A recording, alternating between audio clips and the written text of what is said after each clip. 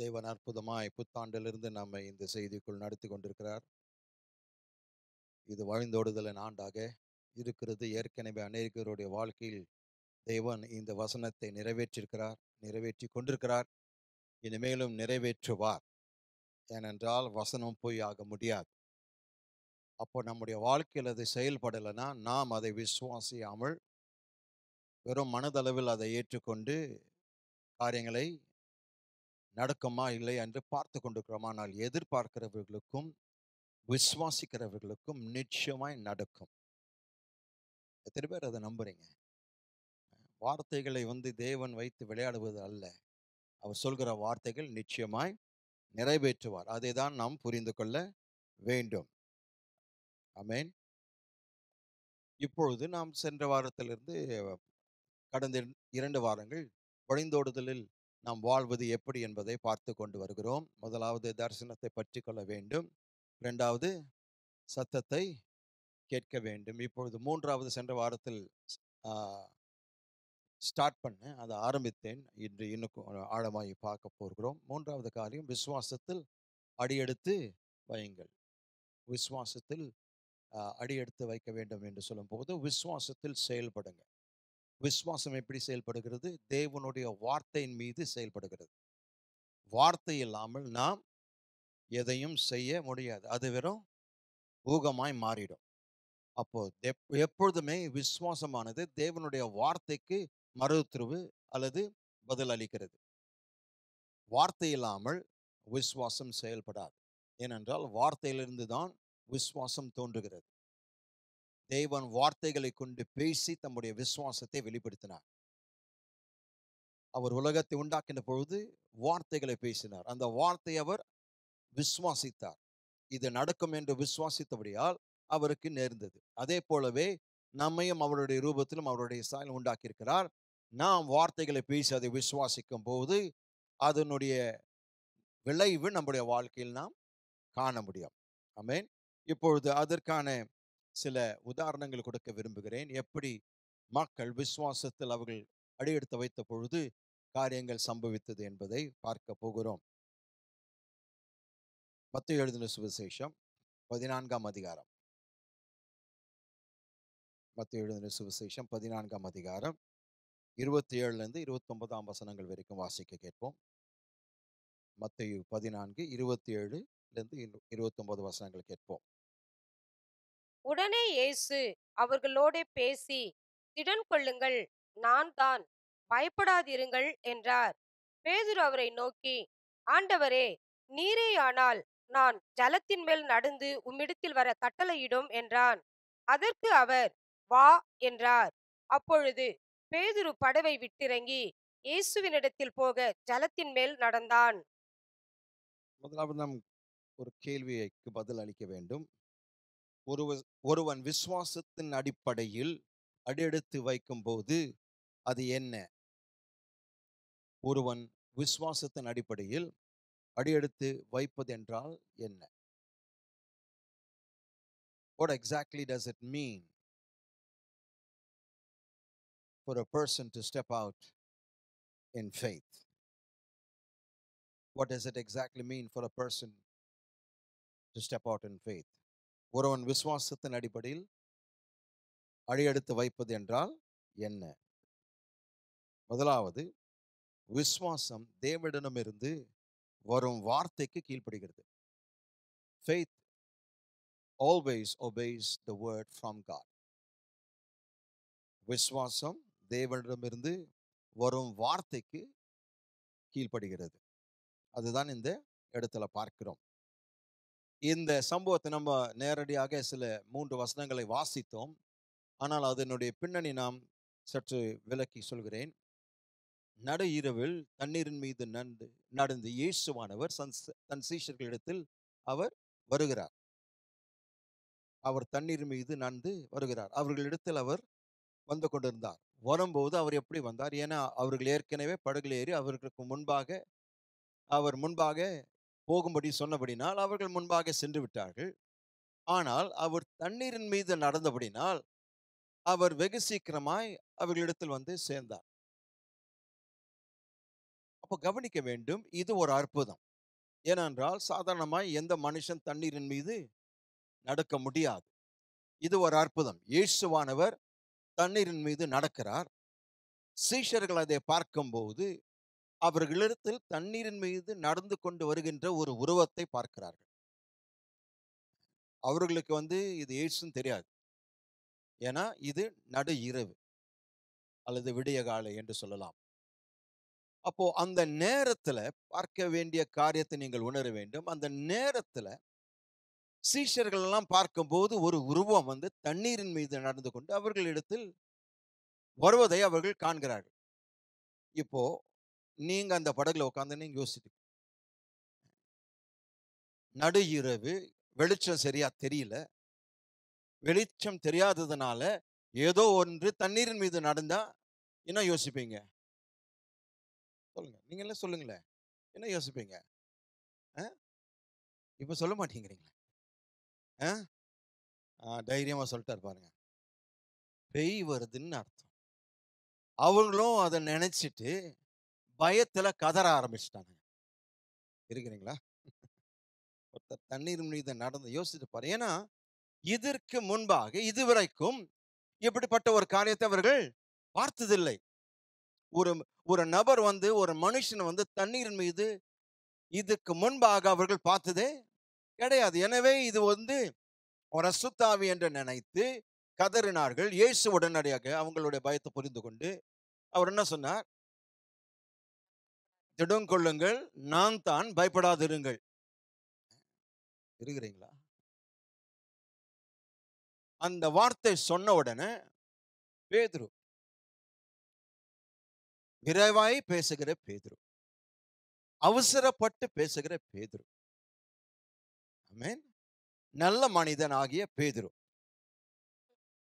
ஏனென்றால் மற்றவர்களுக்கு இல்லாத துணிவு இவருக்கு இருக்கிறது. ஆண்டவரே, நீரே ஆனால் நான் தண்ணீரின் மீது நடந்து உம்மிடத்தில் வர கட்டளையிடும் என்றார். யோசிக்காம பேசுகிற நம்முடைய அருமையான பேதுரு, அவர் டப்புன்னு ஏதாவது கேட்டுருவார். அவர் ஒரு வெடி மருந்து மாதிரி. அவர் கேள்வி கேட்டாரு. என்ன கேட்டாரு அவருக்கே புரியல. அது வேற ஒரு வாரத்துல பேசுவோம். ஆனா இந்த வாரத்திற்கு அவர் கேட்டாரு, இயேசுவும் வான்ட்டார். சரி, இவர் அதுக்கப்புறம் யோசிப்பார்னு பார்த்தா அப்ப கூட யோசிக்கல. டப்புன்னு படகு விட்டு இறங்கினார். அதுதான் பேதுரு அதிகமாய் எனக்கு பிடிக்கும். வார்த்தை சொன்ன உடனே அதன்படி யோசிக்காம, இது தண்ணீர் ஆயிடுச்சு, காலை வச்சா என்ன ஆகுறது, நான் ஒரு மனுஷன் ஆயிடுச்சு, அதெல்லாம் யோசிக்கல. வான்னு சொல்லிட்டாரா, டப்புன்னு காலை வச்சிட்டார். நாம் அனைவரும் பேதுருவை போல் மாறுவோமாக. அவர் வார்த்தை சொன்ன உடனே அது பகுத்தறிவு பயன்படுத்தி அதை ஆராய்ந்து அதை யோசித்து பல்லாயிரம் கேள்விகளை கேட்டு, அதுக்கப்புறம் 4 அடையாளங்களை கேட்டு, 3 உதாரணங்களை கேட்டு, 4 தரிசனங்களை கேட்டு, 3 சொப்பனங்களை கேட்டு, அதுக்கப்புறம் தான் நம்ம அடி எடுத்து வைப்போம். அதெல்லாம் அவர் வான்னு சொன்ன உடனே டப்புன்னு இறங்கிட்டார். அப்படிப்பட்ட விசுவாசம் தான் இன்றைக்கு தேவன் நம்ம இடத்திலிருந்து எதிர்பார்க்கிறார். ஆமென். அப்போ பேதுருவை போல இருந்து நாம் என்ன செய்ய வேண்டும்? படகு விட்டு நாம் வெளியேற நாம் என்ன செய்ய வேண்டும்? தேவன் அழைக்கிறாருங்க. படகை விட்டு வெளியே வந்து தேவன் சொல்கிறார். அவர் அழைக்கும் போது நாம் பேதுருவை போல படகை விட்டு இறங்க வேண்டும். ஆமென். அதை தான் தேவன் இந்த காலையில் நமக்கு சொல்லி சவாலிடுகிறார். Praise the Lord. Praise the Lord. 2 முக்கியமான குறிப்புகள் இந்த வசன பகுதியிலிருந்து உங்களுக்கு பகிர்ந்து கொள்ள விரும்புகிறேன். முதலாவது குறிப்பு, உங்கள் படகை விட்டு இறங்குங்கள். உங்கள் படகை விட்டு இறங்குங்கள். Get out of your boat. You need to get out of your boat. தண்ணீரின் மீது நீங்கள் நடக்க விரும்பினால் படகை விட்டு இறங்க வேண்டும். உங்கள் சூழ்நிலையின் மீது நீங்கள் நடக்க விரும்பினால் உங்கள் படகை விட்டு இறங்க வேண்டும். ஆமென். பிரச்சனையின் மீது நீங்கள் நடக்க விரும்பினால், மூழ்க வேண்டிய காரியங்கள் மீது நீங்கள் நடக்க விரும்பினால், மூழ்கக்கூடிய தண்ணீரின் மீது நீங்கள் நடக்க விரும்பினால், முதலாவது நீங்கள் செய்ய வேண்டியது படகை விட்டு இறங்க வேண்டும். ஆமென். அப்போ உங்களை பார்த்து தீர்க்க தரிசனமாய் சொல்கிறேன், நீங்கள் படகை விட்டு இறங்கும் நேரம் இது. உங்கள் படகாகிய வாழ்க்கையிலிருந்து உங்களுடைய அபிப்பிராயங்கள், உங்களுடைய அறிவுத்திறன், உங்களுடைய ஞானம், உங்களுடைய ஆ, அனுபவ காரியங்கள் இதெல்லாம் விட்டு நீங்க வெளியே இறங்க வேண்டும். படகை விட்டு இறங்க வேண்டும். உங்களுடைய யோசனைகள், உங்களுடைய ஆலோசனைகள், உங்களுடைய கருத்துக்கள், உங்களுடைய உரையாடல்கள், கான்வர்சேஷன், உங்களுடைய பேச்சுவார்த்தைகள் இதெல்லாம் விட்டு நாம் இறங்கும் போது கர்த்தர் சொன்னதை நம்முடைய வாழ்க்கையில் நாம் காண முடியும். எத்தனை பேர் சுவாசிக்கிறீங்க? அப்போ படகை விட்டு இறங்கும் நேரம் இது.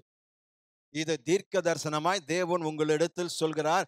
இதில் அமர்ந்து கொண்டிருக்கிற உங்கள் சிலர் நிச்சயமாய் இது ரேமா வார்த்தையாய் இருக்கிறது. ஏனென்றால் தயங்கி தயங்கி நிற்கிறீங்க. படகுல உட்கார்ந்து கொண்டு இறங்கலாமா வேணாமா சொல்லியிருக்கிறார், கரெக்ட். ஆனால் அது எனக்கு இன்னும் சரியா தெரியல.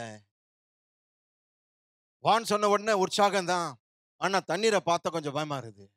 ஏன்னா இதற்கு முன்பாக இப்படிப்பட்ட காரியத்தை நான் செய்ததில்லை. இதற்கு முன்பாக ஒருத்தர் தண்ணீரின் மீது நடந்து வருவதை நான் பார்த்ததே இல்லை. இப்படிப்பட்ட ஒரு அனுபவம் நான் பெற்றதே இல்லை. எனவே நான் பயந்திருக்கிறேன். எனக்கு நிச்சயம் இல்லை, எனக்கு பயம் இருக்கிறது, அநேக கேள்விகள் இருக்கிறது. இல்லை, வா என்று தேவன் சொன்ன பிறகு, வார்த்தை நீங்கள் கேட்ட பிறகு நீங்கள் செய்ய வேண்டியது ஒன்றுதான், அந்த வார்த்தையின் மீது செயல்படுங்கள். விசுவாசத்தில் அடியெடுத்து வையுங்கள். Step out in faith because you hear the word. Once you have the word, you don't need to declare anything else, or you don't need to debate about anything else. நீங்க வார்த்தையை கேட்ட பிறகு நீங்கள் வாக்குவாதம் பண்ண வேண்டிய அவசியம் இல்லை. பிடிவாதமாயா படகுல உட்கார்ந்து கொண்டு என்ன நடக்குதுன்னு பார்ப்போம், வேடிக்கையும் பார்க்க கூடாது. ஏனென்றால் நீங்கள் வேடிக்கை பார்க்க தொடங்கினால் அற்புதங்கள் நடந்து கொண்டிருக்க உங்க கண்களுக்கு முன்பாக, ஆனால் நீங்கள் வேடிக்கையாளர்களாக மட்டும்தான் இருப்பீர்கள். அதுல பங்கு பெற முடியாது. தேவன் நம்மை அற்புதங்களை காணும்படியாக வெறும் வேடிக்கை பார்க்கிறவர்கள் அல்ல, அற்புதங்களை பெற்று அனுபவிக்கக்கூடிய மக்களாய் மாற்ற தேவன் விரும்புகிறார். ஆமென். அப்போ நான் அற்புதத்தை மற்றவர்களுடைய வாழ்க்கையில் பார்ப்பது மட்டுமல்ல, என்னுடைய வாழ்க்கையில் நான் அதை அனுபவிக்க போகிறேன். அப்படியாக நாம் அனுபவிக்கும் போதுதான் மற்றவர்களுக்கு துணிகரமாய் நாம் சொல்ல முடியும், தேவன் அற்புதங்களை செய்கிறவர். ஏனென்றால் நான் பைபிளை படிச்சு மட்டும் நான் தெரிந்து கொள்ளவில்லை, என் வாழ்க்கையில் வேத நடந்து கொண்டிருக்கிறது. வேதத்தின் சம்பவங்கள் என் வாழ்க்கையில் நடந்து கொண்டிருக்கிறது. Every incident that's in the word is happening in my life. Praise the Lord. எத்தனை பேர் அதை விசுவாசிக்கிறீங்க? அப்போ வார்த்தையை நாம் விசுவாசிக்கும் போது, அந்த வார்த்தையின் மீது நாம் செயல்படும் போது, கேட்ட வார்த்தை நாம் துணிகரமாய் இறங்கி அதை கீழ்ப்படியும் போது, அதற்கு கீழ்ப்படியும் போது, நிச்சயமாய் சொல்கிறேன், நம்முடைய வாழ்க்கையில் மாபெரும் அதிசயங்கள் நடக்கும். ஆமென். அப்போ இன்று இங்கே யாரோ ஒருவர் தங்கள் சூழ்நிலையின் நிலையில், தங்களுடைய சூழ்நிலையின் வசதி நிலையில் அல்லது சௌகரிய நிலையில் இருக்கிறீர்கள். வாழ்க்கையின் சௌகரிய நிலையில் இருக்கிறீர்கள். You are in the comfort level of your life. படகுல உட்கார்றது கம்ஃபர்ட் தான், ஒத்துக்கணும். ஆனால் படகுல உட்கார்ந்து கொண்டே இருந்தா செத்து போவீங்க. ஏன்னா புயல் அடித்து கொண்டிருக்கிறது. அவங்களுடைய படகானது கொந்தளித்து கொண்டு இருந்தது, தத்தளித்து கொண்டு இருந்தது. அவர்கள் கதறுகிறார்கள், என்ன ஆக போகுதுன்னா மரித்து போவோம். ஏன்னா இது ஒரு கடுமையான பயங்கரமான ஒரு புயலா இருக்கிறது. அப்போ படகுல உட்கார்ந்தாலும் ஏதோ ஆக போகுது, அட்லீஸ்ட் எழுந்து நடந்தால் நாம் பிழைத்துக் கொள்ளலாம். அநேகர் புயல் அடித்து கொண்டிருக்கிறது, ஆனால் செயல்படாமல் பயத்தில் படகில் உட்கார்ந்து கொண்டு வேடிக்கை பார்த்து கொண்டிருக்கிறோம். நம்முடைய வசதி நிலையில் சௌகரியமாய் இருக்கிறோம், நம்முடைய வாழ்க்கையின் காரியங்களில் சௌகரியமாய் இருக்கிறோம், நம்முடைய இயல்பான நிலையில் சௌகரியமாய் இருக்கிறோம், நம்முடைய திருப்தி நிலையில் இயல்பாகவே நாம் என்ன செய்கிறோம்? சௌகரியமாய் இருக்கிறோம். நம்முடைய பழக்க வழக்கங்களில் நாம் சௌகரியமாய் வசதியாக இருக்கிறோம். we are feeling comfortable in the regularity of life. வாழ்க்கையின் பழக்க வழக்கங்களில் நாம் சௌகரியமாய் இருக்கிறோம். ஏன்னா பழகிவிட்டோம். முரட்டாட்டத்தில் நாம் சௌகரியமாய் இருக்கிறோம். சுதந்திரத்தில் நாம் சௌகரியமாய் இருக்கிறோம். We are comfortable in our independence. என் வாழ்க்கைக்கு நான் தான் ராஜா, மந்திரி, பியூன் எல்லாமே. வேற யாரும் என்கிட்ட எதையும் சொல்லி என்ன நடத்த முடியாது. நானே ராஜா, நானே மந்திரி, நானே எல்லாம். அப்படிப்பட்ட விசுவாசிகள் விசுவாசத்தில் அடியெடுத்து வைக்க மாட்டார்கள். இருக்கிறீங்களா? அற்புதங்களை உங்களுடைய வாழ்க்கை நீங்கள் காண விரும்பினால் நீங்கள் இந்த பழக்க வழக்கத்திலிருந்து, உங்களுடைய பழக்கமான காரியத்திலிருந்து நீங்க வெளியே வர வேண்டும். அதிலிருந்து இறங்க வேண்டும். உங்களுடைய கவலை, பயம், பதற்றம் இவைகளை விட்டு நீங்கள் வெளியேற வேண்டும். இந்த வசதியான, இந்த சொகுசான, இந்த சௌகரியமான நிலைகளிலிருந்து நீங்கள் வெளியே வர வேண்டும் என்று தேவனே விரும்புகிறார். அதற்கென்று தேவன் உங்களை இந்த காலையில் அழைக்கிறார். உங்களுடைய சௌகரிய நிலையை விட்டு வெளியே வான்றார், இறங்குன்றார். இறங்கினாதான் நான் உனக்கு அற்புதம் செய்ய முடியும். இருக்கிறீங்களா? Praise the Lord. Praise the Lord. பக்கத்துல பார்த்து சொல்லுங்க, உங்களுடைய படகை விட்டு இறங்குங்க. உங்கள் வசதியான நிலையிலிருந்து இறங்குங்கன்னு சொல்லுங்க. உங்க சௌகரியத்தை விட்டு இறங்குங்கன்னு சொல்லுங்க. ஏன்னா பயம். நீங்க சொல்றது ஓகே, நீங்க எல்லாம் பழகிட்டீங்க, அப்போ பழகுங்க.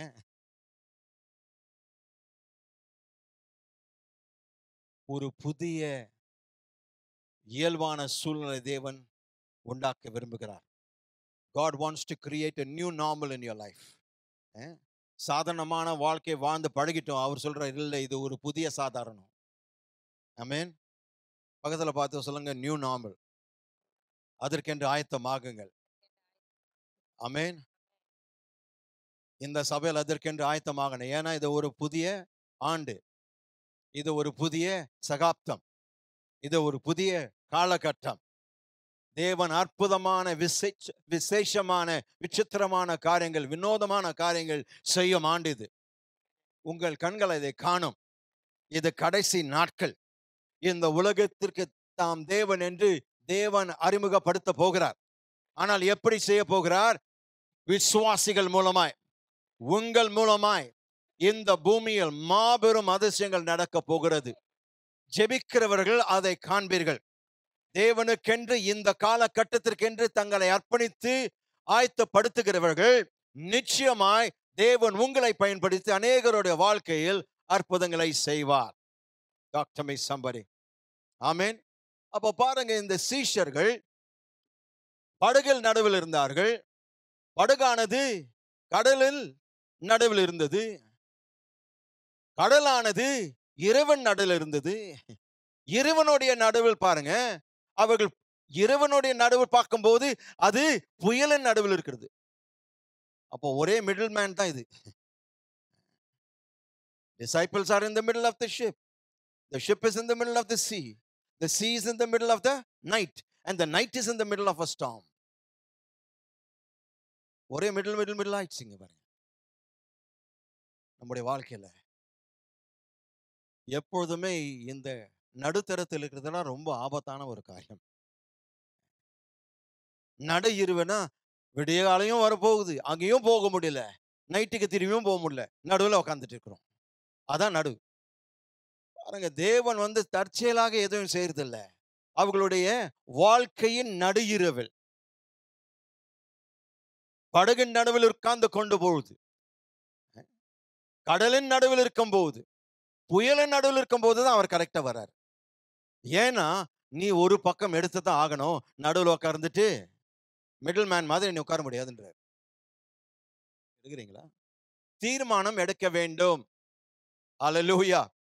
தீர்மானம் எடுக்கிறவர்கள், விசுவாசத்தால் அடியெடுத்து வைக்கிறவர்கள், நான் சொல்கிறேன், நீங்கள் அற்புதங்களை பார்ப்பீர். நிச்சயமாக உங்கள் வாழ்க்கையில் அற்புதங்கள் நடக்கும்.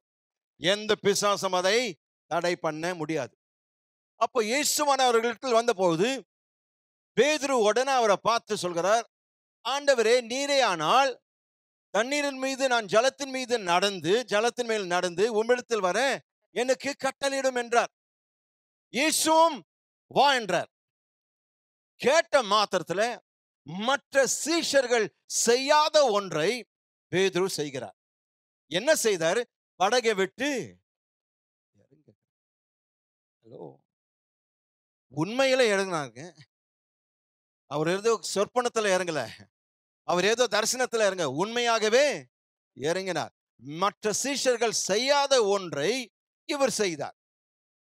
இப்போ கவனிங்க, படகை விட்டு இறங்கினா முதலாவது படகு நடுவில் இருந்து நீங்க எழுந்துடணும். வேணாம் வேணாம் வேணாம் வேணாம் வேணாம் வேணான்னு சொல்ற மக்கள் மத்தியில நீ எழும்பணும். ஏன்னா யோசித்து பாருங்க, அவர்களுடைய தலைவர் தான் பேதுரு, சிஇஓ அவர் தான். சிஇஓவே ஒரு மடத்தனமான காரியத்தை செய்ய நினைத்தா நீங்க என்ன பண்ணுவீங்க? நண்பர்களாய், உடன் ஊழியர்களாய், ஐயரே, எஜமானனே கொஞ்சம் அமர், உங்களுக்கு விசுவாசம் எல்லாம் இருக்குதுதான், ஒத்துக்கிறேன். ஆனால் நீ ஒரு சாதாரணமான மனுஷன், உன்னால் தண்ணீரின் மீது நடக்க முடியாது. அவர் தான் வான்ட்டாரு ஒரு ஆவேசத்துல. நீயும் ஆவேசத்துல போய்வா, நீ செத்து போயிடுவ பேதுரு. நீ மீனவன், இந்த கடலை நன்றாக அறிந்தவன், உன் புத்தி எங்க போச்சு? அவர் சொன்னார், இப்போ அவர் கூப்பிட்ட பிறகு புத்திக்கு இடம் கிடையாது. வார்த்தை கேட்ட பிறகு இதற்கு மேல ஞானமோ அறிவோ ஆற்றலோ கிடையாது. கீழ்ப்படிதல் தான் அவசியம். மறைமுகமாக அதுதான் பேதுரு சொல்கிறார் பாருங்க. அல்லேலூயா. துணிகரமான விசுவாசம் புத்தியை சார்ந்த வாழாது, அபிப்பிராயங்களை சார்ந்து வாழாது. மனுஷர்கள் மத்தியில் அவர்கள் ஆயிரக்கணக்கான கேள்விகள் எழுப்புறார்கள். உனக்கு நான் பைத்தியமா பிடிச்சிருக்குது? இல்ல, இப்போதான் எனக்கு புத்தியே வந்திருக்குது. உன் கூட உட்கார்ந்தாதான் நான் பைத்தியக்காரன். இருக்கிறீங்களா? படகின் நடுவில் நான் உட்கார்ந்தா நான் பைத்தியக்காரன். அவர் கூப்பிட்ட பிறகு நான் உட்கார்ந்தா பைத்தியக்காரன். அவர் வார்த்தை கொடுத்த பிறகு நான் செயல்படாமல் இருந்தா அதுதான் பைத்தியம். ஆனால் வார்த்தையை கேட்டு என் ஆவில நான் உணரும் போது, பரிசுத்த ஆவியானவர் எனக்கு அதை உணர்த்தும் போது நான் கீழ்ப்படிந்தே ஆக வேண்டும். ஆமென். I wish I had a witness in here. அப்ப பாருங்க, அவருடைய காரியத்தை அவர் செய்ய வேண்டும் என்றால் அந்த படகிலிருந்து அவர் ஏறி படகினுடைய விளிம்புக்கு வந்து படகை தாண்டி இறங்கணும். While the others are sitting, people of faith will step down out of the boat. மற்றவர்கள் அமர்ந்து கொண்டிருக்கிற வேளையில் விசுவாசத்தில் அடியெடுத்து வைக்கிறவர்கள் படகை விட்டு இறங்குவார்கள். ஏனென்றால் அவர்களுக்கு இனி பயம் இல்லை. ஏன்னா அவருடைய வார்த்தை வந்துடுது. இப்போ நான் உங்களுக்கு வார்த்தை சொல்லி உங்களை செய்ய சொன்ன நீங்க யோசிக்கலாம். ஆனால் கர்த்தரே உங்களிடத்தில் பேசின பிறகு வாங்கன்னு சொன்னா வாங்க வேண்டியதுதான், விற்க சொன்னா விற்க வேண்டியதுதான். நான் உன்னை உயர்த்துவேன் சொன்னா உயர்வுக்கு ரெடி ஆகணும். அவர் சொன்ன பிறகு எனக்கு விதிவிலக்கு கிடையாது. அவர் சொன்னதை செய்கிற தேவனாய் இருக்கிறார். ஆமென். அவர் சொன்னதை செய்யும் அளவும் நம்மை விட்டு விலகுவோம் இல்லை. அதை வாக்குத்தத்தம் பண்ணிட்டார். அப்போ பேதுருவானவர் வா என்று இயேசு அழைத்த பிறகு உடனடியாக அவர் கீழ்ப்படிந்து என்ன செய்யறாருங்க? இறங்குகிறார். பிரியமானவர்களே, இந்த ஆண்டுல நீங்கள் செய்யும்படி தேவன் உங்களை அழைத்த ஒன்றை பற்றி நீங்கள் கவனிங்க, யோசிக்கிறீர்கள். நீங்கள் மல்யுத்தம் செய்து கொண்டிருக்கிறீர்கள். ஏற்கனவே புத்தாண்டு செய்தி முதற்கொண்டு தேவன் உங்களோடு பேசிக் கொண்டிருக்கிறார். இது நிரம்பி வழியும் ஆண்டு, இது வழிந்தோடும் ஆண்டு, பல காரியங்கள் உங்களிடத்தில் செய்ய சொல்லியிருக்கிறார். இப்போ அதை கேட்ட பிறகு ஏறக்குறைய 7 வாரங்கள் ஆகிவிட்டது. இது 7வது வாரம். இந்த 7 வாரங்கள் கேட்டுக்கொண்டிருக்கிறோம். என்ன பண்ணிருக்கிறோம்? நாம் கேட்ட செய்திகளை யோசித்துக் கொண்டிருக்கிறோம். இது செய்யணுமா செய்ய வேண்டாமா? இது பாஸ்டருடைய வார்த்தை, கர்த்தருடைய வார்த்தையா? எனக்கு இதுவே நிதானிக்க தெரியல, இது டிசைன் பண்ண தெரியல, எனக்கு நான் என்ன செய்வது என்று நீங்கள் மல்யுத்தம் செய்து கொண்டிருக்கிறீர்கள். செய்யலாமா வேணாமா?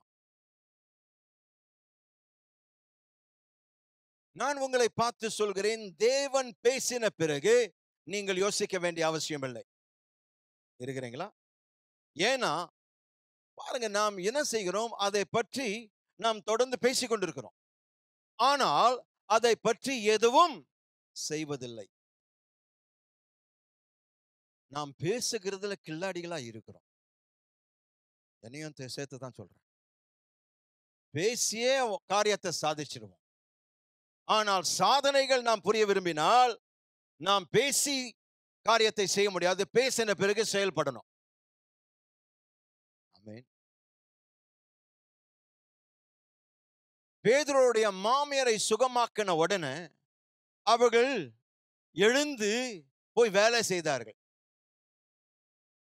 சுகத்தை பெற்ற உடனே அவர்கள் அப்படியே படுத்துக்கொண்டு, ரொம்ப நன்றி ஐயா, வந்து ஜெபிச்சதுக்காக நன்றி, கூடி சீக்கிரத்தை நான் எழுதிடுவேன்னு நினைக்கிறேன், அப்படி சொல்லல. அவர் ஜெபம் பண்ணி அந்த ஜுரம் அவர்களை விட்டு போன உடனே அவர்கள் எழுந்து பணிவிடை செய்ய ஆரம்பித்தார்கள், செயல்பட்டார்கள். விசுவாசத்தில் நீங்கள் செயல்பட வேண்டும். தேவன் பேசிவிட்டாருங்க. அப்போ தேவன் பேசின பிறகு நீங்கள் என்ன செய்ய வேண்டும்? செயல்பட வேண்டும். ஆமென்.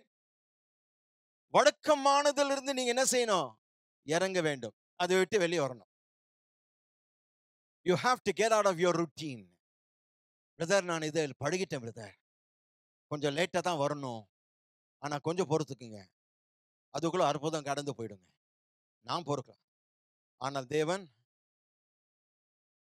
காத்திருக்க மாட்டார். ஏனென்றால் உங்கள் தருணம் வரும்போது அதை பற்றிக் கொள்ள வேண்டும். You cannot wait once your opportunity passes. Are you hearing me? If you want to possess your possession, you have to take your opportunity now. உங்களுடைய சுதந்திரத்தை நீங்கள் சுதந்திரித்துக் கொள்ள விரும்பினால் உங்களுக்கு கிடைக்கிற வாய்ப்பு, தருணத்தை நீங்கள் பற்றிக் கொள்ள வேண்டும். அதை கடந்து போய்விட்ட பிறகு ஐயோ விட்டுட்டேனேன் உட்கார்ந்து புலம்பதை விட நாம் என்ன செய்யணும்? இப்பொழுதே அதை எடுத்துக்கொள்ள வேண்டும். ஆமென். சாதாரணமாய் வாழ்வதிலிருந்து நாம் வெளிவர வேண்டும். You have to come out of living normal. ஏன்னா நாம் இப்பொழுது சாதாரணமாய் வாழப்போறது இல்லை, புதிய சாதாரணத்தில் நாம் வாழப்போகிறோம். We're going to live in new normal. ஆமென்.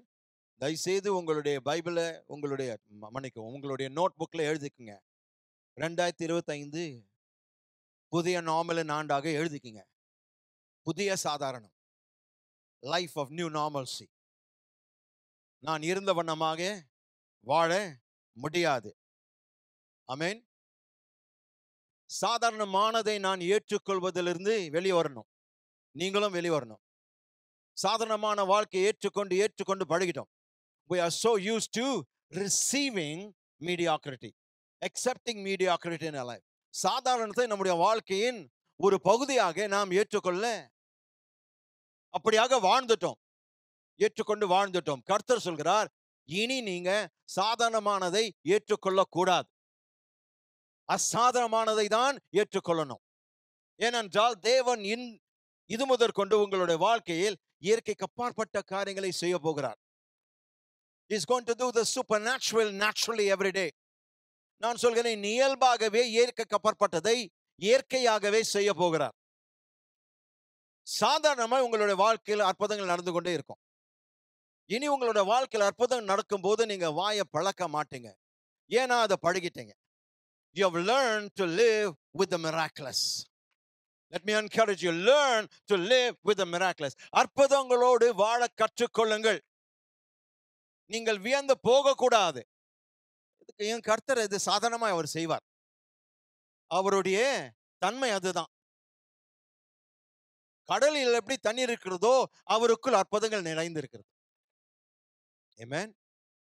கடலில் எப்படி தண்ணீர் நிறைந்திருக்கிறதோ அதே போலவே தேவனுக்குள் அற்புதங்கள், அடையாளங்கள், அதிசயங்கள் நிறைந்திருக்கிறது.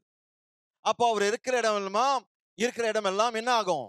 அற்புதங்கள் நடக்கும். ஏனென்றால் அவர் அற்புதங்களை செய்கிறவர். அவருடைய நாமங்களில் ஒன்று அதிசயமானவர். Praise the Lord. அப்போ அந்த அதிசயங்களோட வாழ்க்கையில் நிச்சயமாய் செய்வார் பிரியமானவர்களே. Oh my God. Hallelujah. Amen. அப்போ நான் சொல்கிறேன், உங்களுடைய வாழ்க்கையின்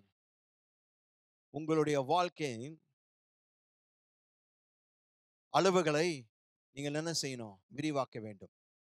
உங்கள் வாழ்க்கையின் அளவுகளை நீங்கள் விரிவாக்கிக் கொள்ள வேண்டும். You have to stretch the parameters of your life. என் வாழ்க்கையில் அற்புதங்கள் நான் சாதாரணமாய் பார்க்கணும் என்று சொல்கிறவர்கள் உங்களுடைய வாழ்க்கையின் அளவுகளை, பரிமாணங்களை நீங்கள் விரிவாக்கிக் கொள்ள வேண்டும். You have to stretch the parameters of your life.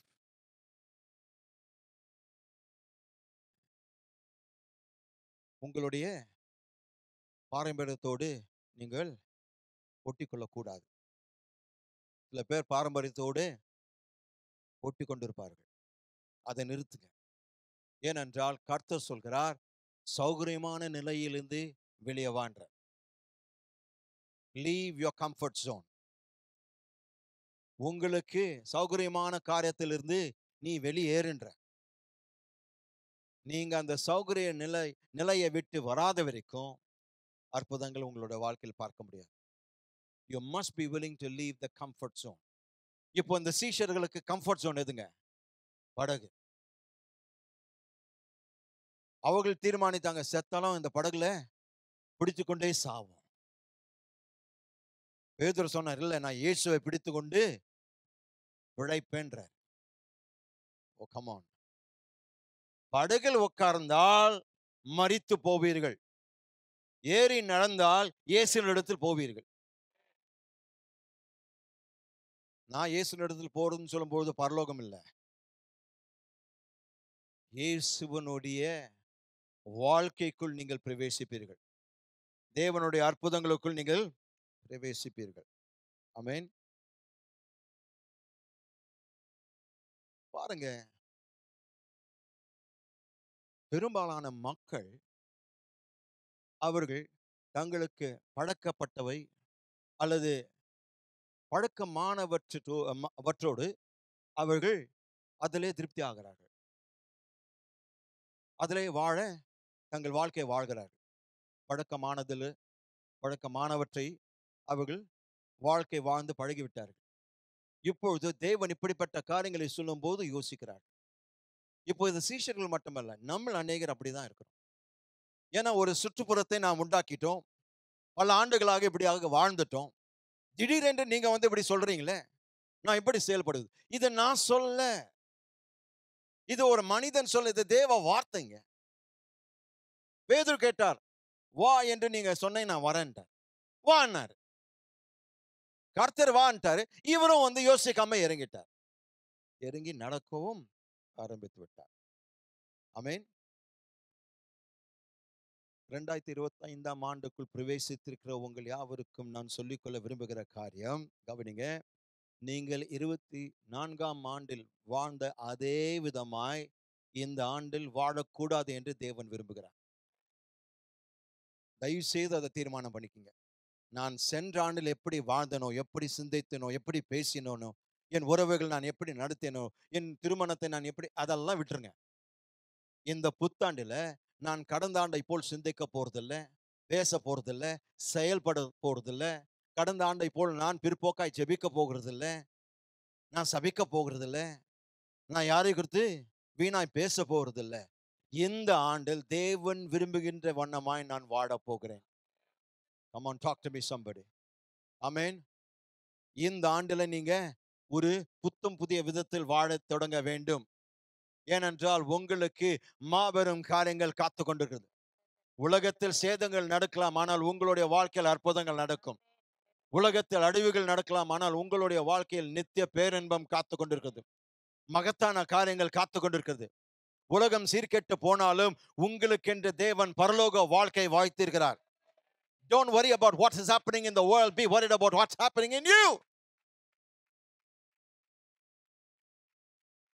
அநேகர் தங்களுடைய மைண்ட் எதில் வைத்திருக்கிறாங்கன்னா, சுற்றி நடக்கிறது. நான் சொல்கிறேன், உங்களுக்குள் நடக்கிறதை பாருங்க. சுற்றி நடக்கிற காரியங்கள் நடந்து கொண்டுதான் இருக்கணும். ஏனென்றால் இது பிசாசு பிடித்த உலகமா இருக்கிறது. பிசாசினால் ஆண்டு கொள்ளப்பட்ட ஒரு உலகம். அப்படிப்பட்ட காரியங்கள் நடக்கும், அழிவுகள் நடக்கும். ஆனால் உங்களுக்குள் தேவன் கிரியை செய்து கொண்டிருக்கிறார். உலகத்தில் பிசாசு கிரியை செய்கிறான், ஆனால் நமக்குள் தேவன் கிரியை செய்கிறார். பிதாவானவர், இயேசுவானவர், பரிசுத்த ஆவியானவர், அவர்கள் மூவரும் நமக்குள் கிரியை செய்து கொண்டிருக்கிறார்கள். நமக்குள் நடக்கின்ற காரியத்தை பார்த்தோமானால் நான் சொல்கிறேன், பல காரியங்கள் நாம் குறித்து பயப்பட மாட்டோம். I came to prophesy to you, God is working in you. உங்களை பார்த்து தீர்க்க தரிசனமாய் சொல்கிறேன், தேவன் உங்களுக்குள் கிரியை செய்து கொண்டிருக்கிறார்.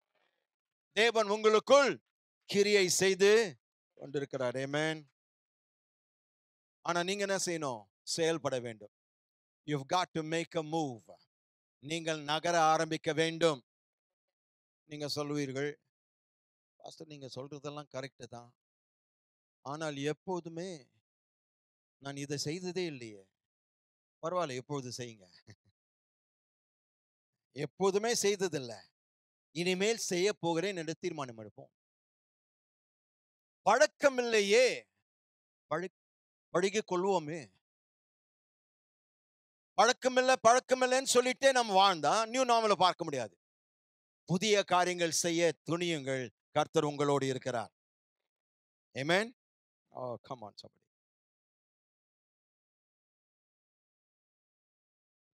பாருங்க, இதுவரைக்கும் நீங்கள் செய்யாத காரியம் செய்ய வேண்டும் என்று தேவன் விரும்புகிறார். இதுவரைக்கும் நீங்கள் சென்றிராத இடத்திற்கு தேவன் உங்களை அழைத்து செல்ல விரும்புகிறார். போக ஆயத்தமாக இருக்க வேண்டும். பாருங்க, ரெபெக்காளுடைய வாழ்க்கை பார்க்கும்போது அவர்களுடைய குடும்பத்தார் அவளை பார்த்து ஒரு முக்கியமான கேள்வி கேட்டார். ஆபிரகாமின் வேலைக்காரன் வந்து என்னுடைய எஜமானுடைய மகனுக்கு உங்களுடைய பெண் கேட்க நான் வந்திருக்கேன் என்று கேட்டபொழுது அவர்கள் ரெபெக்காளை பார்த்து, இந்த மனிதனோடு கூட போகிறாயா என்று கேட்ட மாத்திரத்துல ஆம் போகிறேன் என்றான். தப்புன்னு சொல்லிட்டா பதில். யோசிக்காம சொல்லிட்டாளா? இல்ல, தேவன் உணர்த்தி அவள் பேசுகிறாள். முழு விவரம் தெரியாது ஈசாக்கப்பட்ட, ஆனால் தேவன் இதில் என்னை நடத்துகிறார் என்று லாபானுக்கு ஆச்சரியம் ஆயிடுச்சு. என்ன இவ, அவங்க வீட்டெல்லாம் ஏமா நீ சொல்றது உனக்கே தெரியுதா? இவர் யாரேன்னே தெரியல, இவர் தெரியல, இவர் அடைத்தவர் எனக்கு தெரியும்ன்றார். இவர் அனுப்பினவர் எனக்கு தெரியும், நான் அவரை வணங்கி கொண்டிருக்கிறேன், அவர் என்னோடு பேசிவிட்டார், இவர் கூட போக நான் தயாராக இருக்கிறேன். அதுக்கப்புறம் ஒரு வார்த்தை அவங்களால் பேச முடியல. Don't worry about the naysayers in your life. இல்லை என்று சொல்கிறவர்கள் உங்களுடைய வாழ்க்கையில அவர்களை குறித்து கண்டுக்காதீங்கன்ற. அவங்க இல்ல வேண்டாம், நான் உன்னுடைய நல்லதுக்கு சொல்றேன், நான் உன் மேல பாரப்பட்டு சொல்றேன், ரொம்ப நன்றிங்க, நீங்க பாரப்பட்டு எனக்காக ஜெபம் பண்ணுங்க, நான் இறங்க தான் போறேன். நான் சொல்றது சொல்லிட்டு அதுக்கப்புறம் உன் இஷ்டமா அது சொல்லும் போது இது கிட்டுக்குன்னு அடிக்குது. ஒருவேளை இது தப்பாயிடுச்சா? நான் கேட்க, ஒருவேளை சரியாயிடுச்சுன்னா நீங்களும் அவர்களும் ஆசீர்வதிக்கப்படுவாங்க. அதுக்கப்புறம் என்ன சொல்லுவாங்க? இவ்வளவு சொன்னவருங்க அற்புதத்தை பார்த்து பிறகு இவ்வளவு சும்மா சொல்லக்கூடாது, இப்படியே மாத்திடுவாங்க பேச்ச. உண்மையா கர்த்தர் உங்களோடு இருக்கிறாங்க, உங்களை குறித்து நான் சந்தோஷப்படுறேன், என் பேச்சு கேட்கல அதுக்காகவும் நான் சந்தோஷப்படுறேன், ஆனா உள்ளுக்குள்ள வெம்பின்னு இருப்பாங்க. ஆனா ஏன்னா அற்புதத்தை பார்த்துட்டாங்க, இப்போ வேற வார்த்தையே கிடையாது. Oh, come on. Let's be real for a little while.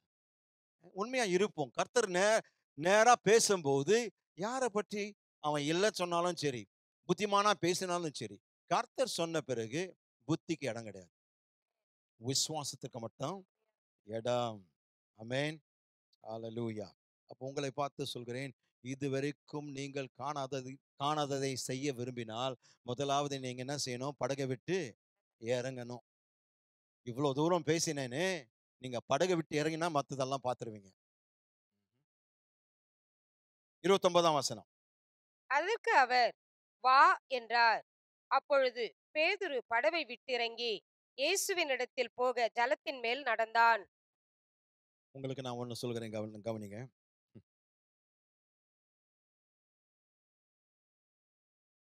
செய்யும்படியாக தேவன் உங்களிடத்தில் சொல்கிற காரியத்தை செய்ய நீங்கள் தீர்மானிக்கும் போது மிக முக்கியமான காரியத்தை நீங்கள் புரிந்து கொள்ள வேண்டும்.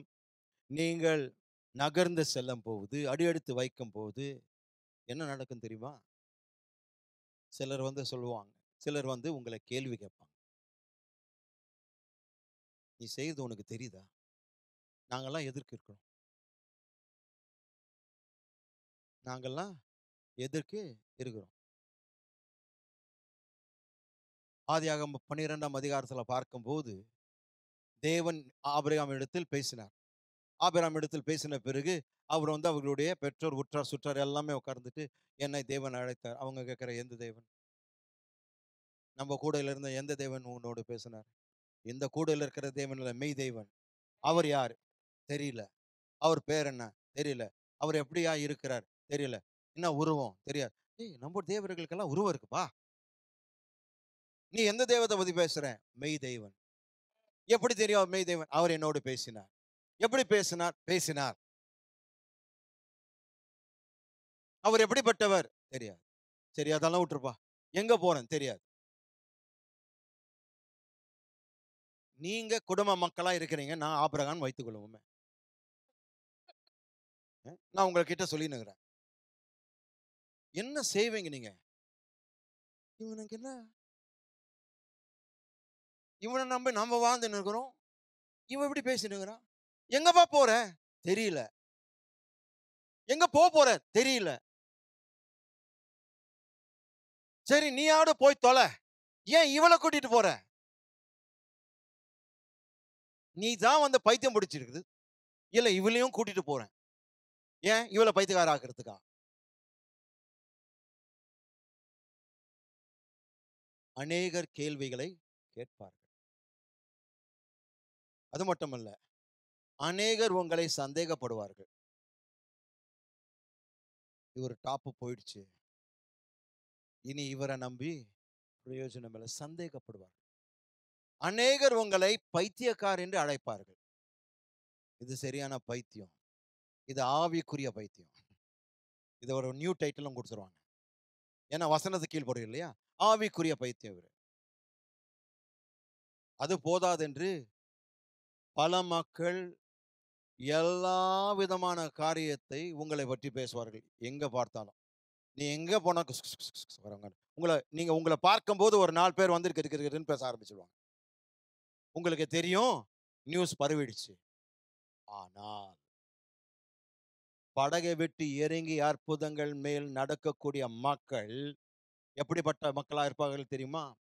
எப்படிப்பட்ட மக்கள், அதாவது படகை விட்டு இறங்கி அற்புதங்களை பெறக்கூடிய மக்கள் எப்படிப்பட்ட மக்களா இருப்பார்கள்? விசுவாசமுள்ள நபர்களாய் இருப்பார்கள். தைரியமுள்ள நபர்களாய் இருப்பார்கள். தேவனுடைய வார்த்தையில் துணிகரமாய் செயல்படுகிற மக்களாய் இருப்பார்கள். எத்தனை பேர் அதை நம்புறீங்க? தேவனுக்கு கீழ்ப்படிய விரும்பக்கூடிய மக்களாய் இருப்பார்கள். ஆமென். அப்போ உங்களுடைய வாழ்க்கையில் வழிந்தோடுதலுக்குள் நீங்கள் பிரவேசிக்க விரும்பினால், வழிந்தோடான வாழ்க்கை நீங்கள் வாழ விரும்பினால், நீங்கள் விசுவாசமுள்ள நபரும் தைரியமுள்ள நபரும், மூன்றாவது என்ன செய்ய வேண்டும்? தேவனுடைய வார்த்தைக்கு கீழ்ப்படிக்கூடிய மக்களாய் நாம் இருக்க விரும்ப வேண்டும். அப்படிப்பட்ட மக்கள், நான் சொல்கிறேன், வழிந்தோடுதலில் நீங்கள் வாழ்வீர்கள். ஆமென். அப்போ முதலாவது, உங்கள் படகை விட்டு நீங்கள் இறங்க வேண்டும். இரண்டாவது குறிப்பு, உங்கள் தண்ணீரின் மேல் நடக்க வேண்டும். உங்கள் தண்ணீரின் மேல் நடக்க வேண்டும். You need to walk on the water. It's not enough to get out of the boat, you must walk on the water. படகை விட்டு இறங்கினால் மட்டும் போதாது, தண்ணீரின் மேல், ஜலத்தின் மேல் நீங்கள் நடக்க வேண்டும். ஆமென். 29ஆம் வசனம் மீண்டுமாய். அதற்கு அவர், வா என்றார். அப்பொழுது பேதுரு படவை விட்டிறங்கி இயேசுவினிடத்தில் போக ஜலத்தின் மேல் நடந்தான். ஜலத்தின் மேல் என்ன பண்ணாருங்க? உட்கார்ந்தாரான்னு சொல்லிட்டு இருக்கேன். நின்றாரான்னு சொல்லப்பட்டிருக்குதுங்க. நடந்தான். விசுவாசத்தில் அடியெடுத்து வைக்கும் போது நீங்கள் என்ன செய்வீர்கள்? அங்க நிற்க மாட்டீர்கள், நடப்பீர்கள். God sent me to tell you, you are not going to stand on miracles, you will walk in the miraculous. நீங்கள் அற்புதங்கள் மேல் நிற்க போறதில்ல, அற்புதங்களில் நடக்க போகிறீர்கள். உங்கள் வாழ்க்கை முழுவதும் இனி முதற்கொண்டு அற்புதங்களால் நிறைந்திருக்கும். எழுதிக் கொள்ளுங்கள், இனி என் வாழ்க்கை எப்பொழுதுமே அற்புதங்களால் நிறைந்திருக்கும். இது எந்த சக்தி மாற்ற முடியாதுங்க. உங்கள் வாழ்க்கையில் தேவன் அற்புதங்களை செய்ய விரும்புகிறார். ஆனால் நீங்கள் தண்ணீரின் மீது முதலாவது நிற்கக்கூடாது, உட்காரக்கூடாது, ஆலோசிக்க கூடாது, நடங்க. பக்கத்துல பார்த்து சொல்லுங்க, தண்ணீரின் மேல் நடங்க. தண்ணீரின் மேல் நடங்க. என்ன அர்த்தம்? பேதுருவானவன் இயற்கைக்கு அப்பாற்பட்டதை செய்தான். Peter did the supernatural. பிரியமானவர்களே, நீங்கள் படகு விட்டு இறங்கி நீங்கள் நடக்கும்போது, தண்ணீர் மீது நடக்கும்போது, நீங்கள் இயற்கைக்கு அப்பாற்பட்ட ஒரு காரியத்தை செய்கிறீர்கள். You are doing the supernatural. Now you're not thinking the supernatural. Now you're not speaking the supernatural. Now you're walking in the supernatural. Amen. நீங்கள் இயற்கைக்கு அப்பாற்பட்டதை யோசிக்கவில்லை. நீங்கள் இயற்கைக்கு அப்பாற்பட்டதை குறித்து பேசவில்லை. நீங்கள் இயற்கைக்கு அப்பாற்பட்ட காரியங்களுக்குள் நடக்கிறீர்கள்.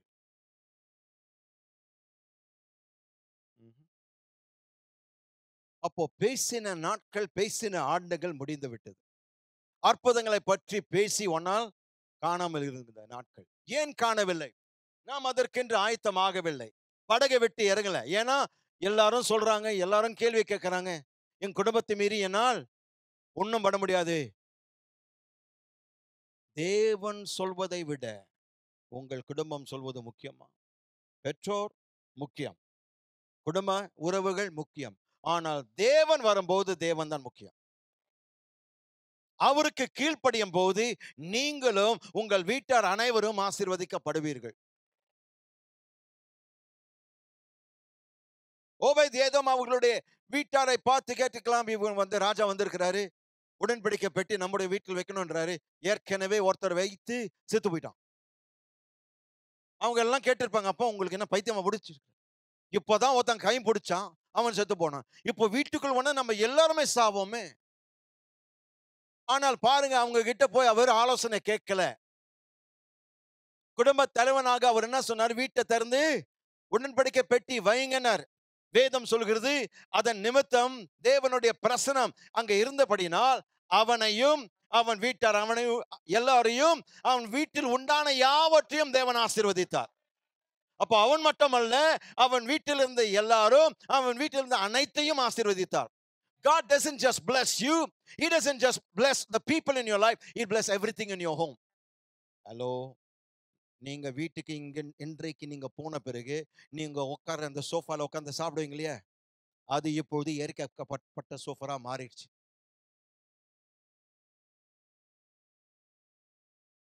போய் உட்கார்ந்து பாருங்க. ஏன்னா உங்களுக்கு உண்டான யாவற்றையும் அவர், not just you, not just your family, but everything in your home is going to be blessed. Oh, hallelujah, hallelujah. உங்க ஷூ ரேக் ஆசீர்வதிக்கப்பட்டிருக்கிறது. ஷூக்கள் அதிகமாக வரப்போகிறது. உங்க பீரோ ஆசீர்வதிக்கப்பட்டிருக்கு. புடவையா வரப்போகுது.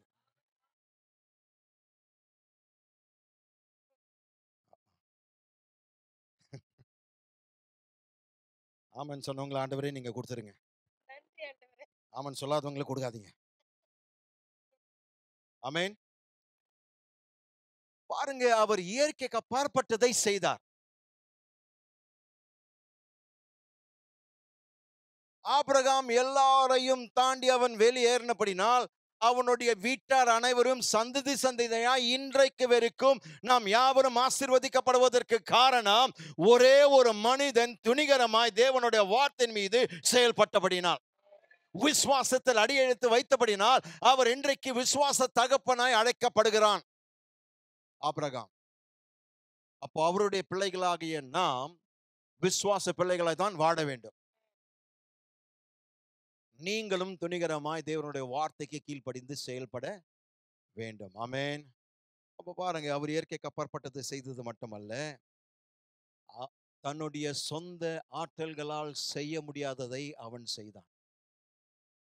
நாம் எல்லோருக்கும் சில சொந்த ஆற்றல்கள் உண்டு. We all have certain capabilities, certain abilities, certain giftings. சாதாரணமாய் நாம் அனைவருக்கும் பல வரங்கள் தேவன் கொடுத்திருக்கிறார் இயல்பாகவே. அதை பயன்படுத்தி பல காரியங்கள் செய்திருக்கிறோம். ஆனால் இதுவரைக்கும் தன்னுடைய சொந்த ஆற்றல்களால் செய்ய முடியாததை அன்றைக்கு பேதுரு செய்தார். அவன் மீன் பிடிக்கிறவன் தான், கடலில் வாழ்ந்தவன் தான், ஆனால் தண்ணீரின் மீது நடக்கல. தண்ணீர் மீது அவன் போன போது படகுல உட்கார்ந்தான், மீன் பிடித்தான், கடல்ல வந்து கையை விட்டான், பல காரியங்களை செய்தான், ஆனால் தண்ணீர் மீது நடக்கல. ஏன்னா அவனுடைய சொந்தமான ஆற்றல்களுக்கு அப்பாற்பட்டது அது. உங்களை பார்த்து சொல்கிறேன், இந்த 2025ஆம் ஆண்டில் உங்களுடைய இயல்பான இயற்கையான ஆற்றல்களால் செய்ய முடியாததை கர்த்தர் செய்ய வைக்க போகிறார். Get ready church. சபையை ஆயத்தம் ஆகுங்க. இயற்கைக்கு அப்பாற்பட்ட காரியங்களுடைய ஆற்றல்களுக்கு மீறின காரியங்கள் நீங்கள் செய்ய போகிறீர்கள். மக்கள் உங்களை புரிந்து கொள்ளாத ஒரு புதிராய் பார்ப்பார்கள். பரவாயில்ல, பார்க்கட்டும்.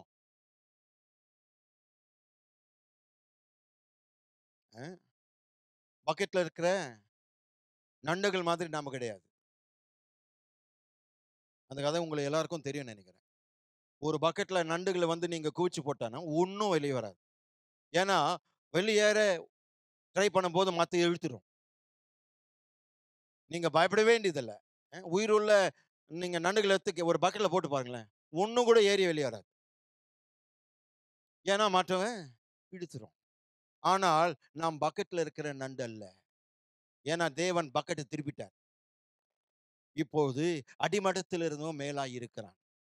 உன்னை வாளாக்காமல் தலையாக்குவேன், உன்னை கீழாக்காமல் மேலாக்குவேன். நீ மற்றவர்களுக்கு உதாரணமாய் இருப்பாய்.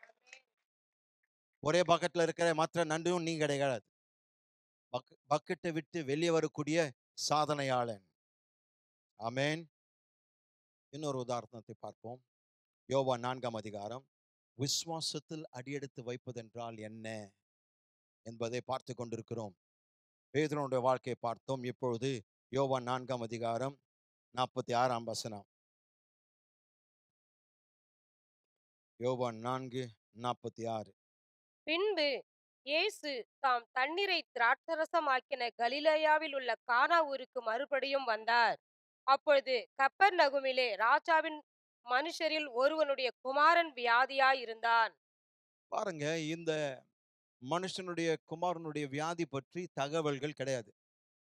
விராவரியான தகவல்கள் கிடையாது. அவருக்கு ஹை ஃபீவர் அது மட்டும் இருந்ததுன்னு தெரியும். நல்ல காய்ச்சல் இருந்தது. அதுதான் அங்க சொல்லப்பட்டிருக்கிறது. அதுதான் நமக்கு தெரியும். ஆனால் ஒன்று நமக்கு நன்றாக தெரியும். இந்த தகப்பனுடைய உள்ளம் உடைக்கப்பட்டிருந்தது. ஏனென்றால் எந்த ஒரு பெற்றோர் தன் மகன் வியாதிப்பட்டு மரிப்பதை பார்க்க விரும்ப மாட்டார்கள். தாங்கள் உயிரோடு இருந்து தன் பிள்ளைகளை இழக்க எந்த தாய் தகப்பனுக்கும் விருப்பம் இல்லை. அவர்களுக்கு தாங்க முடியாத ஒரு துயரம் இருக்குமானால் பிள்ளைகள் அவர்களுக்கு முன்பாக மரித்து போவது எந்த பெற்றோரால் தாங்க முடியாது. இந்த தகப்பனுக்கு நன்றாகவே தெரியும். ஏனென்றால் அவர் பல சிறந்த டாக்டர்களை கொண்டு வந்து எதுவும் செய்ய முடியும். ஏன்னா இது ஒரு ராஜாவினுடைய மனுஷனா இருந்தார். அதாவது ராஜாவினுடைய அரண்மனையில் ஒரு மிகப்பெரிய அதிகாரியா இருந்த ஒரு மனுஷன். அப்போ அவனுக்கு பணம் இருக்கிறது, செல்வாக்கு இருக்கிறது, புகழ் இருக்கிறது.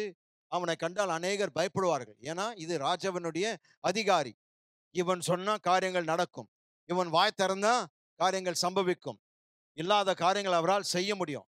ஏனென்றால் ராஜாவினிடத்தில் வேலை செய்கிறவன், ராஜாவினுடைய அங்கீகரிப்பை பெற்றவன். ஆனால் பாருங்க, இவைகள் எல்லாம் இருந்தும் தன் மகனை காப்பாற்ற முடியவில்லை. செல்வாக்கு இருக்கிறது, பணம் இருக்கிறது, சொத்து இருக்கிறது, ஆஸ்தி இருக்கிறது, புகழ் இருக்கிறது, சமுதாயத்தில் நல்ல பேர் இருக்கிறது, அதிகாரம் இருக்கிறது, வல்லம் இருக்கிறது.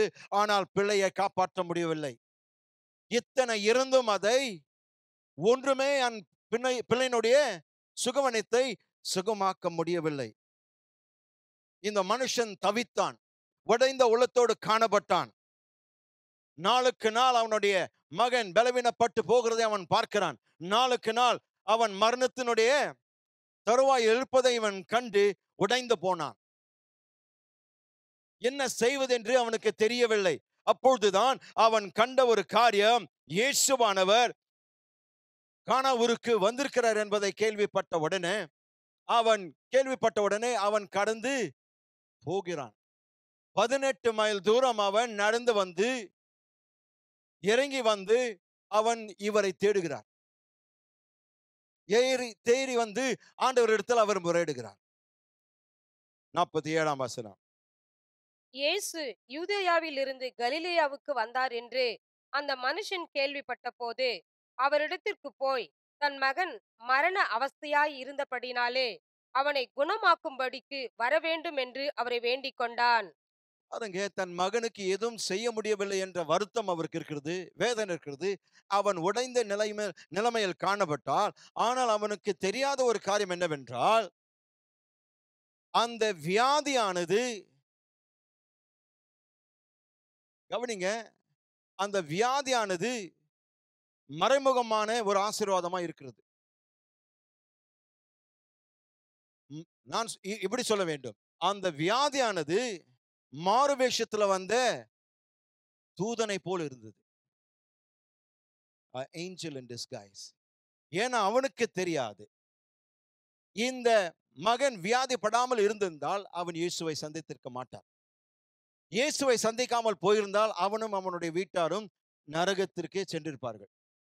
இயேசுவை சந்தித்தபடியால் அவனும் அவனுடைய வீட்டாரும் சில நாட்களுக்கு பிறகு தேவனை, இயேசுவை நம்பி தங்கள் வாழ்க்கை ஒப்பு கொடுத்து இன்றைக்கு பரலோகத்தில் இருக்கிறார்கள். எவ்வளவு பெரிய அற்புதம்! அவர்களுடைய நித்தியமே இந்த இயேசுவின் சந்திப்பில் மாற்றப்பட்டது.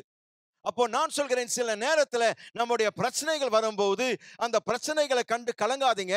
நான் சொல்கிறேன், தேவன் சில நேரத்தில் நம்முடைய பிரச்சனைகளை எப்படி பயன்படுத்துகிறார் தெரியுமா?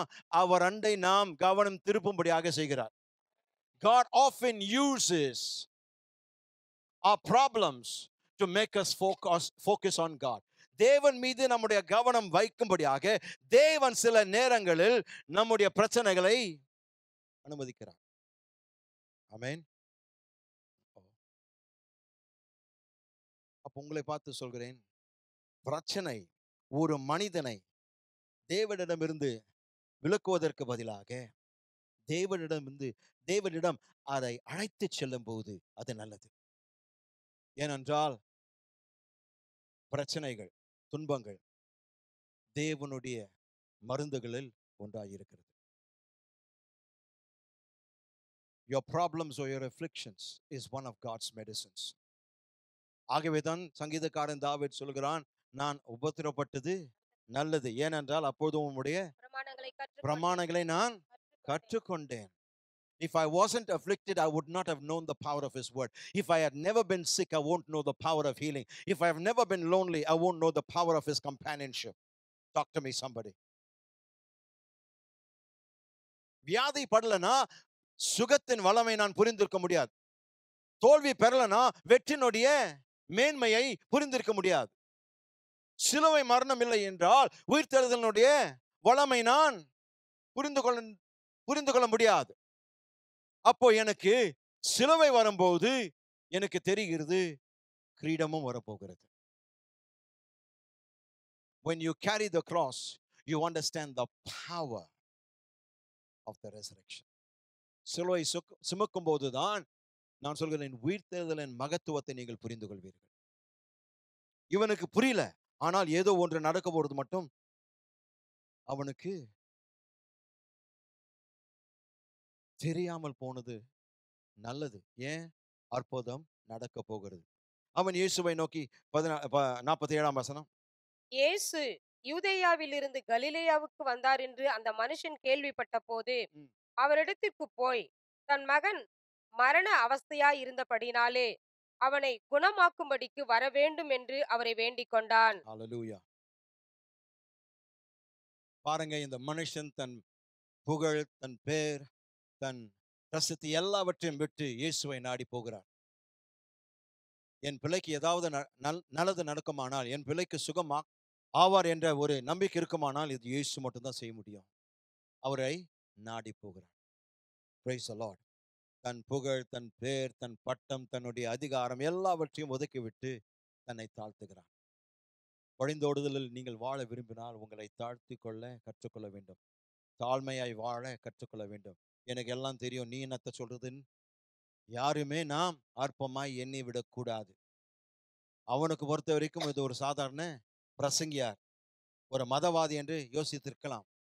ராஜவன் அரண்மனையில் வேலை செய்திருக்கிற ஒரு அதிகாரி அவன். ஆனால் இயேசுனுடைய அற்புதம் செய்யும் வல்லமை பற்றி கேள்விப்பட்டு அவரிடத்தில் போய் முறையிடுகிறார். ஆனால் பாருங்க, அதை செய்வதற்கு அவனுடைய மகனுடைய வாழ்க்கையை பணைய வைத்து போகிறான். ஏனென்றால் அவன் போகும்போது மகன் மரித்து போகலாம் என்று அவருக்கு தெரியும்.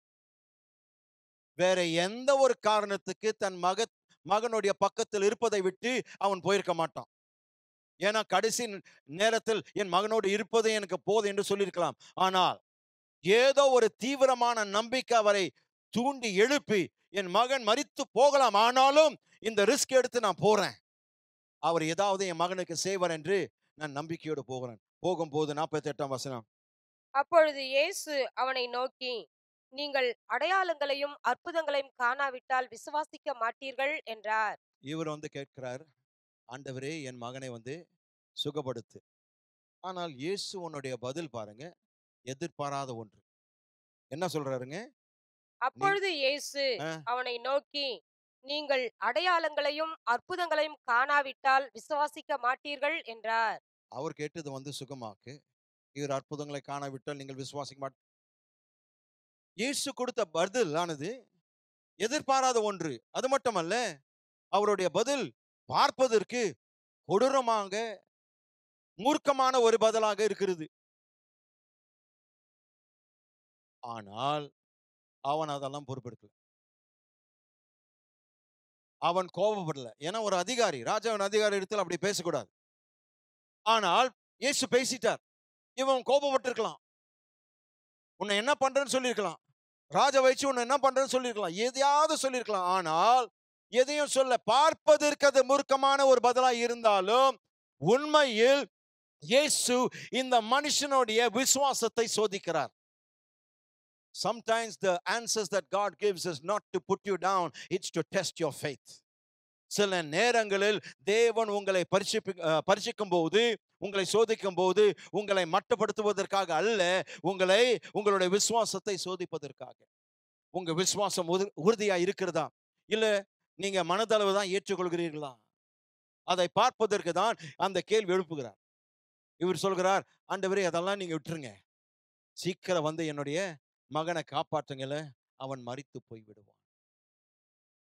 Persistence is the key to walking in the overflow. படிந்தோடுதலில் வாழ்வதற்கு மற்றொரு சாத்தியம் விடாமுயற்சியாய் செயல்படுவது, விட்டுவிடாமல் கேட்பது, விட்டுவிடாமல் விசுவாசத்தில் நிலையாய் இருப்பது. அவன் பாருங்க, இயேசு கொடுத்த பதில், சரி இவர் விட்டா, இவர் இப்படி எல்லாம் பேசினுக்கிறார், இனி வேலைக்காகுதுன்னு போல, ஆண்டவரே வாண்ட, ஆமென், ஆண்டவரே ஒரு அற்புதத்தை செய். இயேசு அவருடைய விசுவாசத்தை சோதித்த போது அவர் என்ன கேட்கிறார்? மறைமுகமா என்ன கேட்கிறார்? உண்மையில் என்ன கேட்கிறார்? சாராம்சத்தில் என்ன கேட்கிறார்? அற்புதத்திற்காக என்னிடத்தில் வந்திருக்கிறாயா, அல்லது நான் யார் என்று உண்மை அறிந்தவனாய் நீ என்னிடத்தில் வந்திருக்கிறாயா? இன்றைக்கு அநேக விசுவாசிகள் இயேசுவினிடத்தில் போவதற்கு காரணமே அற்புதத்தை தேடுவது மட்டும்தான். அவரை நன்றாக அறிந்தவர்களாக அவரிடத்தில் நாம் செல்வதில்லை. உண்மையா இல்லைங்களா? ஆனால் கர்த்தர் அதை மாற்ற விரும்புகிறார். ஆமென். நான் அற்புதத்தை நாடி வரலப்பா, உம்மை நாடி வந்திருக்கிறேன். அற்புதம் எனக்கு தேவை, ஆனால் உம்மை அறிந்தவர்களாக நான் வந்திருக்கிறேன். 50ஆம் வசனம். இயேசு அவனை நோக்கி, நீ போகலாம். நிறுங்க. அவர் என்ன சொன்னாருங்க? மனுஷன் என்ன சொன்னாருங்க?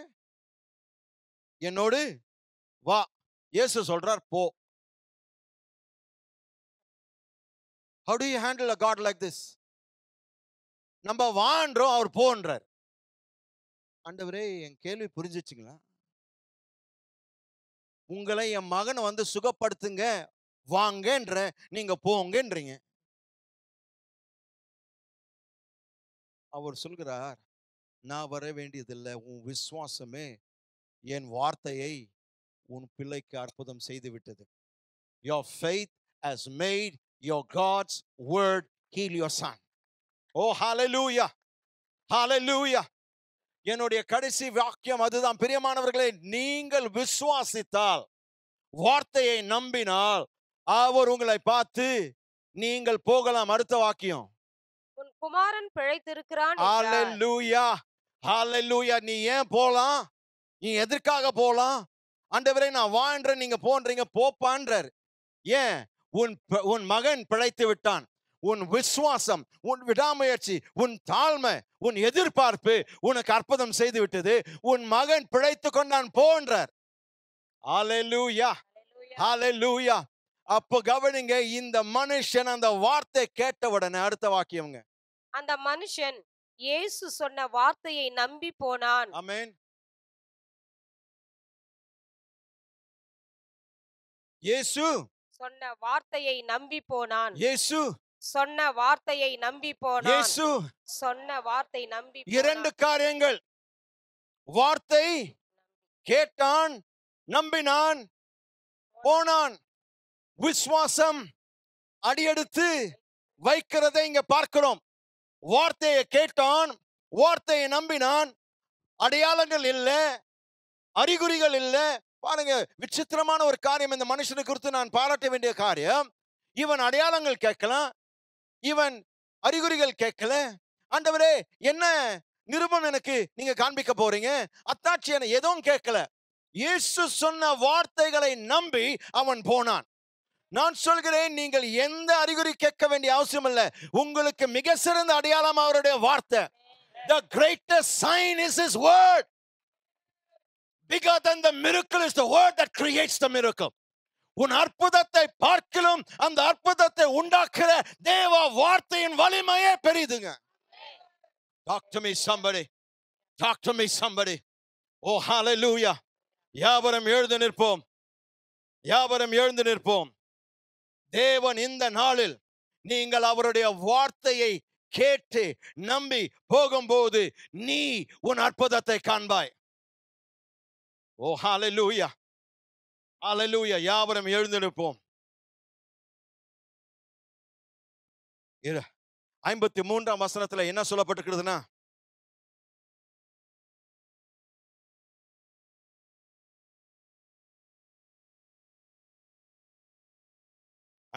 வசனம், உன் குமாரன் பிழைத்திருக்கிறான் என்று இயேசு தன்னுடனே சொன்ன மணி நேரம் அதுவே என்று தகப்பன் அறிந்து அவனும் அவன் வீட்டார் அனைவரும் விசுவாசித்தார்கள். ஹalleluya.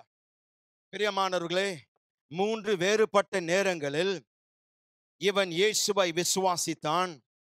ஒவ்வொரு முறை அவனுடைய விசுவாசம் இன்னும் மேலாக உயர்ந்தது.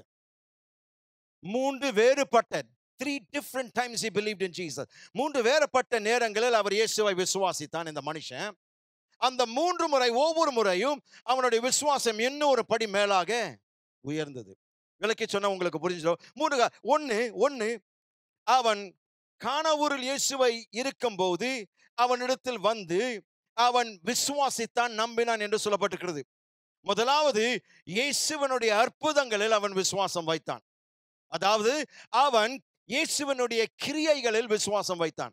The first level of faith is believing in the miracles of God or the works of God. முதல் நிலை விசுவாசம் தேவன் செய்கிற கிரியைகளில் அற்புதங்களில் விசுவாசம் வைப்பது. இரண்டாவதாக அவன் தன் வீட்டிற்கு மகனிடத்தில் சென்ற பொழுது வேதம் சொல்கிறது அவன் இயேசு சொன்ன வார்த்தைகளை நம்பினான். இப்பொழுது கிரியைகள் மீது அவருடைய விசுவாசம் இல்லை, இப்பொழுது வார்த்தையின் மீது அவன் விசுவாசம் இருக்கிறது. The second level of faith is I'm moving from believing his works to believing his words. நான் சொல்கிறேன், இப்போது என் விசுவாசம் இன்னும் ஒரு படி மேலே உயர்ந்திருக்கிறது. கிரியைகளை விசுவாசிப்பதை தாண்டி இப்போது அவருடைய வார்த்தைகளை விசுவாசிக்கிறேன். ஏனென்றால் வார்த்தை தான் கிரியைகளை உண்டாக்குகிறது. அப்போ கிரியைகளை விட வார்த்தை பெரியது. அற்புதங்களை விட அவருடைய வார்த்தை, சிருஷ்டிப்பின் வார்த்தை, உருவாக்கும் வார்த்தை, உண்டாக்கும் வார்த்தை, தாங்கும் வார்த்தை, தப்புவிக்கும் வார்த்தை, ஆசீர்வதிக்கும் வார்த்தை, நமக்கு ஜீவன் கொடுத்த வார்த்தை பெரியது. Oh my God. கிரியைகள் மீது நம்பினான். அதை தாண்டி இப்பொழுது இயேசுவின் வார்த்தைகளை நம்புகிறான். ஆனால் 3வது கட்டத்திற்கு அவன் விசுவாசம் இன்னும் மேலே ஏறி போகிறது. இப்போ அவன் நம்மளுடைய வீட்டாரும் இயேசுவை நம்ப ஆரம்பித்தார்கள். He moved from believing in the works to believing in his words to believing in Jesus himself. The highest level of faith. விசுவாசத்தின் உச்சக்கட்டம், விசுவாசத்தின் மிகப்பெரிய ஒரு அளவிற்குமானால் இயேசுவின் மீதே விசுவாசம் வைப்பது. வெறும் அவருடைய கிரியைகள் அல்ல, வெறும் அவருடைய வார்த்தைகள் மட்டுமல்ல, அவரையே விசுவாசிக்க அவன் தொடங்கினான். நம்முடைய வாழ்க்கையில் அதை செய்வோம். இந்த 3 நிலைமைகள், இந்த விசுவாச நிலைகள் நம்முடைய வாழ்க்கையில் கொண்டு வருவோம். அவருடைய கிரியைகள் விசுவாசிப்போம், நம்புவோம். அவருடைய வார்த்தைகளை உறுதியாய் நம்புவோம். அதற்கு மேலாக இயேசுவையே நம்புவோம். எல்லாரும் துதிங்க பார்ப்போம். இந்த வார்த்தைக்காக கர்த்தரை துதிங்க, வேகமாய் துதிங்க. ஓ ஹalleluya, ஹalleluya, ஹalleluya.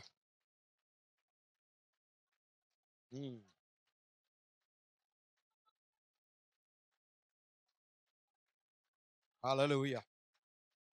வார்த்தை பேசினபடினால் நமக்கு நன்றி அப்பா. வார்த்தை பேசினபடினால் நமக்கு நன்றி ஐயா. வார்த்தைகளை கொடுத்தவரே நமக்கு நன்றி. ஓ ஹalleluya. விசுவாசத்தை நாங்கள் அடையெடுத்து வைப்போம் அப்பா. விசுவாசத்தில் அடையெடுத்து வைப்போம் ஆண்டவரே. இனி எங்களுக்கு தயக்கம் இல்லை, பயம் இல்லை. மக்களுடைய ஆலோசனை, மக்களுடைய அபிப்பிராயங்கள் எங்களுக்கு முக்கியம் அப்பா. யார் என்ன சொன்னாலும் நீங்க பேசின பிறகு விதிவிலக்கு கிடையாது ஐயா, மறு பேச்சு கிடையாது ஐயா. நாங்க யாருடைய பேச்சு கேட்க மாட்டோம்.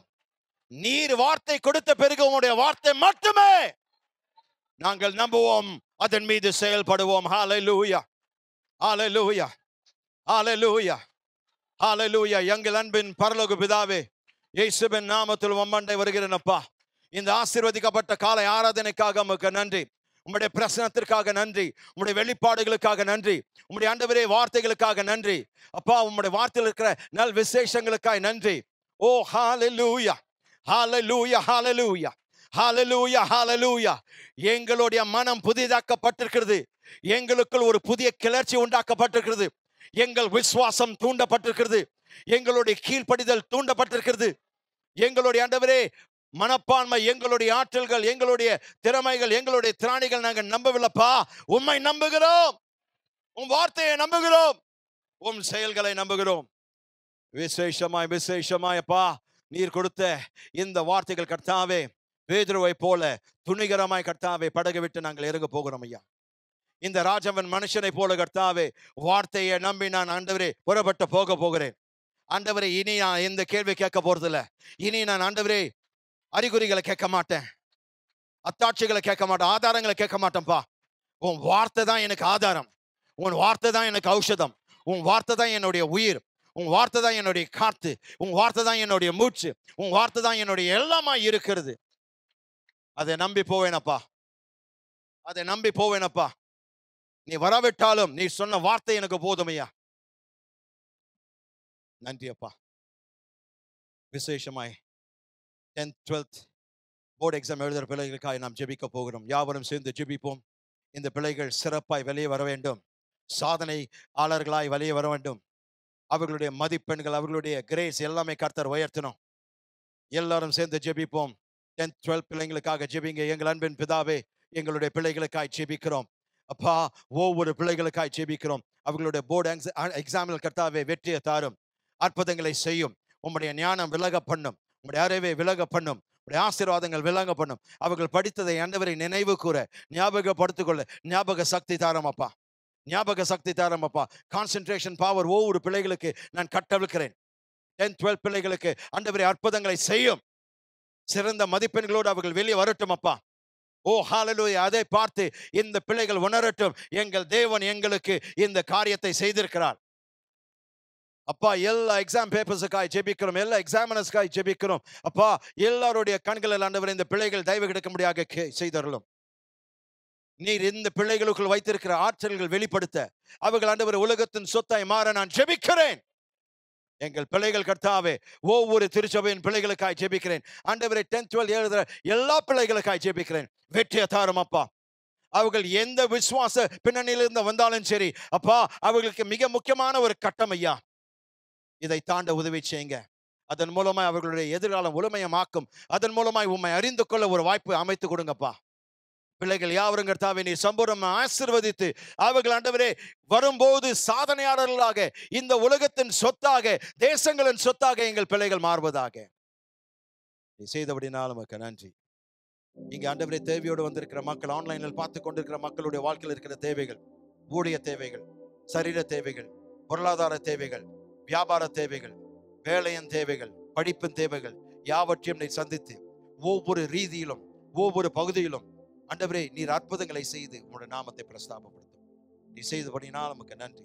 எல்லா துதி கன மகிமை நமக்கு சொத்துரும். கர்த்தராகிய இயேசுவின் நாமத்தில் ஜெபிக்கிறோம் எங்கள் நல்ல பிதாவே. ஆமென், ஆமென்.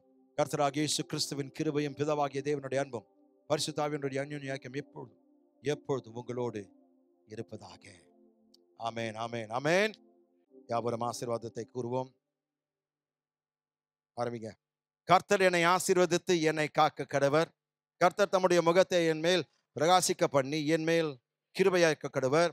கர்த்தர் தம்முடைய முகத்தை என் மேல் பிரசன்னமாக்கி எனக்கு சமாதானம் கட்டளிட கடவர் என்பதே. ஆமென்.